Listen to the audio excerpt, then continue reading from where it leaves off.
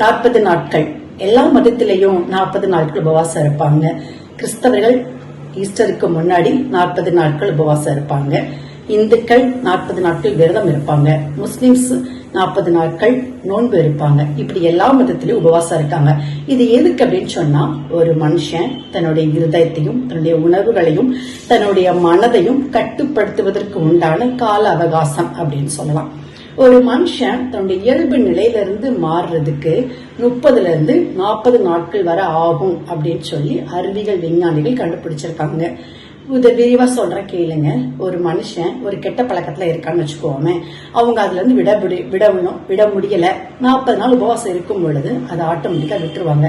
41 நாள் வரும் பொழுது அந்த பழக்கம் வேண்டாமே, 40 நாள் நம்ம பண்ணாம தான் இருந்தோம் அப்படின்னு சொல்லி நம்முடைய மனசு ஆட்டோமேட்டிக்கா அதுக்கு பக்குவப்பட்டுரும் அப்படின்னு சொல்லி அறிவியல் விஞ்ஞானிகள் சொல்லிட்டு இருக்காங்க. சரி, வேதத்துல 40 அப்படிங்கிற எண் நிறைய இடத்துல வருது. மோசே 40 வருஷம் இஸ்ரவேல் ஜனங்களை வழிநடத்தினாரு. எலியா 40 நாட்கள் ஜெபம் பண்ணாரு. நோவா காலத்துல 40 நாட்கள் இரவும் பகலும் மழை பெஞ்சது. ஏசப்பா 40 நாட்கள் உபவாசம் பண்ணாரு. இதன் அடிப்படையில தான் கிறிஸ்தவர்கள் 40 நாட்கள் உபவாசம் இருக்காங்க. இது பைபிள்ல சொல்லப்பட்டிருக்கா அப்படின்னு சொன்னா இல்ல, இது விசுவாசத்தை வர்த்திக்க பண்ண பொருட்டு பண்றாங்க. ஒரு வருஷத்துல 365 நாட்கள் இருக்கு. இதுல 40 நாள் உபவாசம் இருக்கு, ஒன்னும் தப்பு ஒண்ணு இல்லையே. இத ஒரு சடங்காச்சாரமா பண்ணாம நம்முடைய இருதயத்துல உண்மையான மனமாற்றம் கொண்டு வரணும் அப்படின்னு பண்ணுங்க. நம்முடைய இருதயத்துல உண்மையான மனமாற்றம் வரட்டும். ஆமென். God bless you.